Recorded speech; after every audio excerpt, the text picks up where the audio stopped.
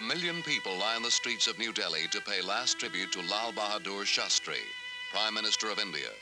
Mr. Shastri died in Tashkent, Soviet Central Asia, just hours after signing an agreement with Pakistan to withdraw troops from disputed Kashmir.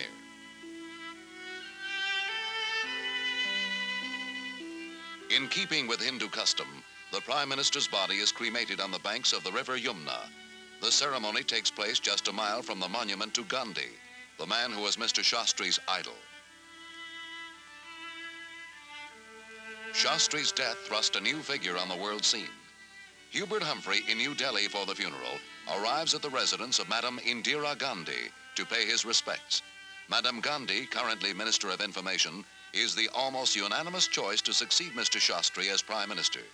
She is the daughter of the late Prime Minister Nehru, the man Shastri succeeded, and she has the rare gift of holding the respect of India's many factions.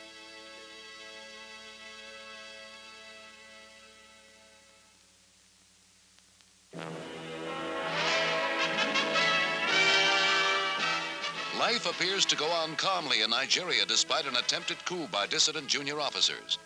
This West African nation has been held up as a model democracy among the emerging nations since it attained independence in 1960. It was host nation to many conferences on African problems, the most recent a meeting of Commonwealth ministers. Nigerian Prime Minister Balewa presided over this discussion of the Rhodesian problem just days before the revolt and his reported kidnapping by the rebels. Nigeria is divided into 4 regions, and there has been previous conflict among them. But the attempted coup on the heels of uprisings in 4 other African nations came as an unpleasant surprise to all members of the British Commonwealth.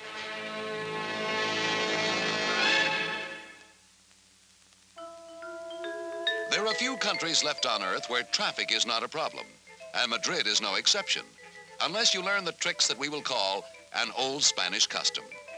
Our hero comes into town during the noontime siesta and finds a parking spot, but there's a cop to go with it. What to do? Watch closely.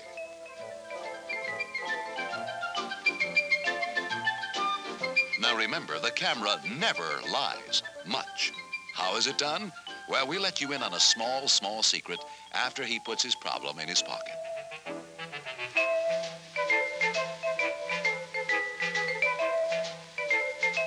Take careful note of the background as another magician pulls up on his cycle. It takes him a moment to realize that he has pulled into a loading zone and that he has to do something about it.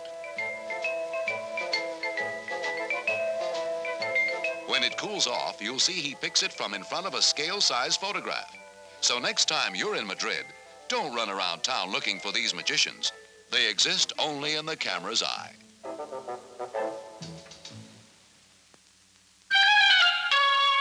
The proudest and biggest set of parents in the state of Texas are Jimmy and Ginny. Did we say Texas? We meant the state of bliss. For they are the proud parents of Victoria, Vicky to her friends, the 5th gorilla to be born in the U.S., and only the 9th ever to be born in captivity. Vicky is a healthy baby, but Dallas Zoo authorities are taking no chances. They'll keep her in the incubator for a few weeks to give her a good head start. One thing is sure, her appetite is fine.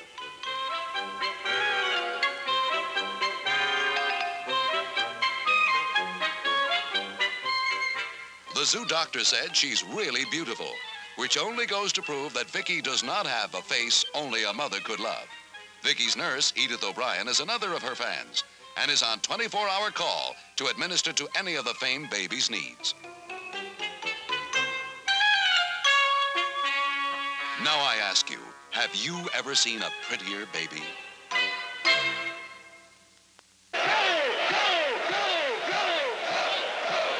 60,000 in Los Angeles see the East All-Stars get off to a flying start against the West as Frank Ryan tosses a 51-yard pass to Sonny Randall that brings the ball to the 2-yard line. This pro game is the wind-up of a bang-up season, and a bang-up job is turned in by Jim Brown, who goes around end for the East. They go in front, never to be headed. Jim Brody, West quarterback, operates under an ill start today. 6 of his passes are intercepted by the East. This one is grabbed by linebacker Dale Meinert. East's quarterback Ryan completes half his passes, and he clicks when it counts. A toss to Gary Collins chalks up 20 yards. Jim Brown is over the second of 3 touchdowns he scores. It's a dismal day for the West, heavy favorites. Brody has another pass intercepted by Mel Renfro, and he carries it back for another touchdown for the East.